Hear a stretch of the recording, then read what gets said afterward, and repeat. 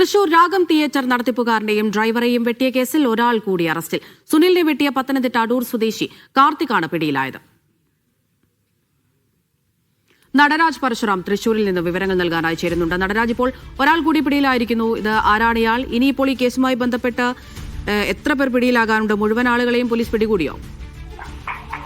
അവിടുത്തെ പത്തനംതിട്ട അടൂർ സ്വദേശിയായ കാർത്തിക്കാണ് പിടിയിലായിട്ടുള്ളത്. തൃശ്ശൂരിൽ നിന്നാണ് ഇയാളെ പിടികൂടിയിട്ടുള്ളത്. കഴിഞ്ഞ കുറച്ച് ദിവസമായി തൃശ്ശൂരിലെ പല സ്ഥലങ്ങളിലായി ഇയാൾ ഒളിച്ചു താമസിക്കുകയായിരുന്നു എന്നാണ് പോലീസിനെ കിട്ടിയിട്ടുള്ള വിവരം. സംഭവ ദിവസത്തിന് ശേഷം രക്ഷപ്പെട്ട കാർത്തിക് മാത്രം പിടിയിലാവാനുണ്ടായിരുന്നു. നേരത്തെ ഈ കേസുമായി ബന്ധപ്പെട്ട് സൂത്രധാരനായ സിജോ ഉൾപ്പെടെ 6 പേരെ പോലീസ് അറസ്റ്റ് ചെയ്തിട്ടുണ്ട്. നേരത്തെ രാഗം തിയേറ്റർ ഉടമ നടത്തിപ്പുകാരൻ കൂടിയായ സുനിൽ വ്യക്തമാക്കിയത് പ്രകാരം പ്രവാസി വ്യവസായിയായ റാഫേൽ തനിക്കെതിരെ പരാതി നൽകിയിട്ടുണ്ട് എന്ന തരത്തിലാണ്, തനിക്കെതിരെ ഗൂഢാലോചന നടത്തിയെന്ന തരത്തിലുള്ള മൊഴിയാണ് അദ്ദേഹം നൽകിയത്. കൊട്ടേഷൻ നൽകിയത് ഈ പറയുന്ന പ്രവാസി വ്യവസായിയാണെന്നും സിജോ അദ്ദേഹത്തിന് വേണ്ടി പ്രവർത്തിക്കുകയായിരുന്നുവെന്നും സുനിൽ ആരോപിച്ചിട്ടുണ്ട്.